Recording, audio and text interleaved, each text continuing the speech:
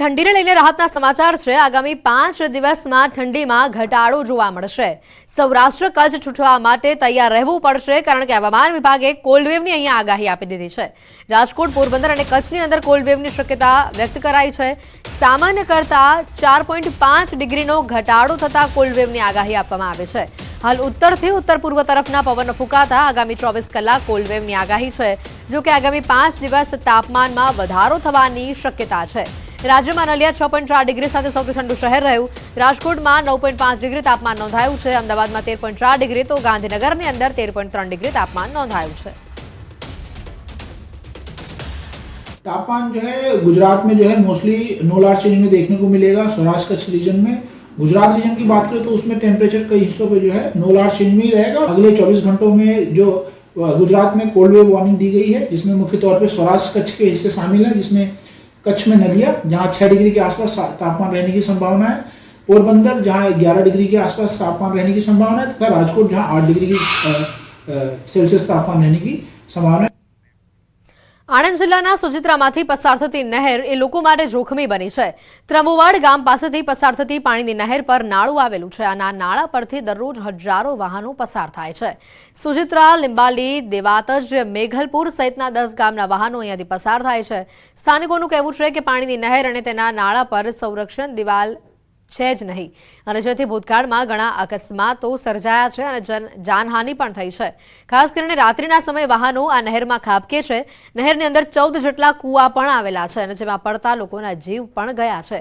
તેથી તાત્કાલિક ધોરણે આ નહેરની ફરતે સંરક્ષણ દિવાલ બનાવવા લોકોએ માંગ કરી છે। જેમ બને એમ વહેલી તકે અમારી આ સંરક્ષણ દિવાલ બનાવવા માટે મારી ખાસ અપીલ છે। અને ઘણા લોકો પાસે ખેડૂતોની જમીન આવેલી છે। લગભગ આખા દિવસમાં 1000 બાઇક થી 50 ટ્રેક્ટર પાસે ખેડૂતોની જમીન છે। એને લઈને કોઈને કઈ જાનહાનિ ના થાય તે કારણે હું સરકારશ્રીને અપીલ કરવા માંગુ છું। આ નહેર પર એવી સમસ્યા છે કે અહીંયા સંરક્ષણ દિવાલ નહીં હોવાથી ખૂબ અકસ્માત થાય છે। અને રાત્રે તો ખાસ અહીંયા ઘણા લોકોએ અંદર શું છે, પોતાનું વાહન બાઇક હોય કે ઊંટગાડી હોય અથવા કંઈક મોટા વાહન હોય, એ અંદર નહેરની અંદર ખાબકે છે અને બહુ મોટી જાનહાનિ થાય છે। સુરતની બારડોલી નગરપાલિકાના અણઘડ વહીવટના કારણે મોતનો મલાજો પણ જળવાયો નથી। આજે બારડોલીમાં એક અંતિમ યાત્રા કાદવ કિચડથી ખદબદતા રસ્તા પરથી નીકળી। જી હા, છેલ્લા ઘણા સમયથી શહેરભરમાં ગટરની કામગીરીના નામે પાલિકાએ ખોદકામ કરેલું હોવાથી રોડ ઉપર કાદવ કિચડનું સામ્રાજ્ય છવાયું છે અને જેના કારણે સ્થાનિકો મુશ્કેલીમાં મુકાયા છે। તો બીજી તરફ પાલિકાની ધીમી કામગીરી સામે પણ સ્થાનિકોએ સવાલો ઉભા કર્યા છે। સ્થાનિકોએ વારંવાર રજૂઆત કરવા છતાં પાલિકાના સત્તાધીશો રસ્તાઓનું સમારકામ ન કરતા લોકોને કાદવવાળા રસ્તામાંથી પસાર થવામાં પારાવાર મુશ્કેલી પડી રહી છે।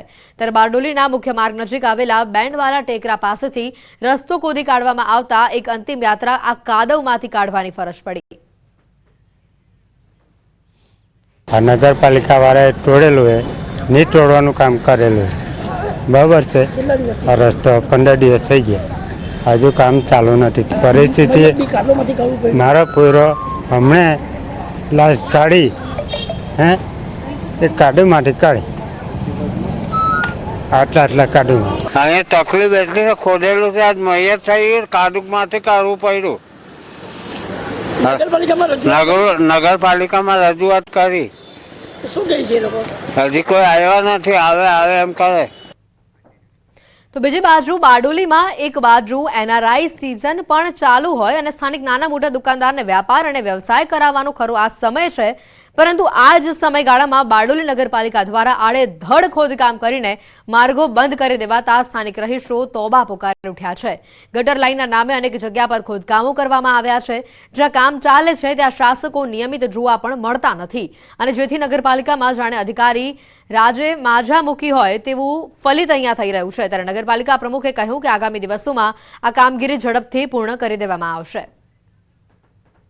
કામગીરીના આધારે આજે જે આપણે દુઃખદ ઘટના મેં જોઈ છે, પરંતુ એની અંદર કાદવ કીચડ દેખાવાનું કારણ એ છે કે ભાઈ એમાં આપણે પાણી લીકેજના કારણે આ કામગીરી એ આવનારા ટૂંક સમયની અંદર કામગીરી પૂર્ણ થઈ જશે।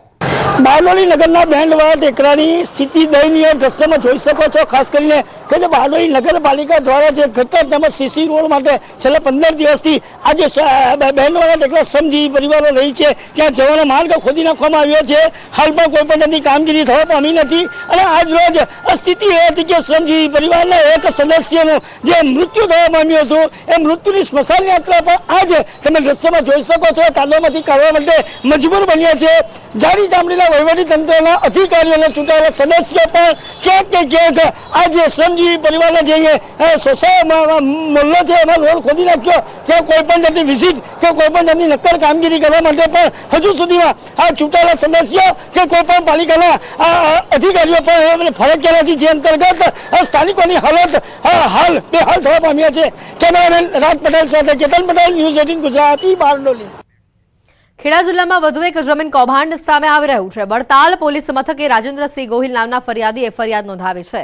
તેઓની 2 જમીનમાં તેમના જ સગા દ્વારા ખોટા પુરાવાઓ ઉભા કરી જમીનના દસ્તાવેજમાં પોતાના નામ ઉમેરાવી દેવામાં આવ્યા હતા અને આ બાબતની ફરિયાદી રાજેન્દ્રસિંહને જાણ થતાં તેમણે જિલ્લા કલેક્ટરની અધ્યક્ષતાવાળી એસઆઈટીને રજૂઆત કરી. એસઆઈટીએ તપાસ બાદ સમગ્ર મામલે ફરિયાદ નોંધવા હુકમ કર્યો.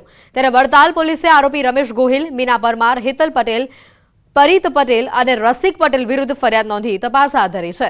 ત્યારે આરોપીઓએ ખોટા પુરાવાના આધારે કેવી રીતે કૌભાંડ આચર્યું અને સમગ્ર મામલે કોઈ અધિકારીઓની સંડોવણી છે કે કેમ તે અંગે ચોંકાવનારા ખુલાસા સામે આવે તો નવાય નહીં. અમે પોલીસ સ્ટેશને અરજી દાખલ કરી પછી એમણે એવું કહ્યું કે એવું કરો, આપણે જે એસઆઈટી જે મામલતદારી કલેક્ટર ઓફિસે 2 શિપ 2 હશે એમાં તમે દાખલ કરો. તો અમે ત્યાં આગળ અરજી આપી એટલે પૂરી તપાસ થતો છેક તપાસ થતો શિપની અંદર અમને હુકમ મળ્યો કલેક્ટર સાહેબનો કે ભાઈ તમે હવે ફરિયાદ દાખલ કરી શકો છો. તો એના આધારે અમે વડતાલ પોલીસ સ્ટેશને ફરિયાદ દાખલ કરી છે.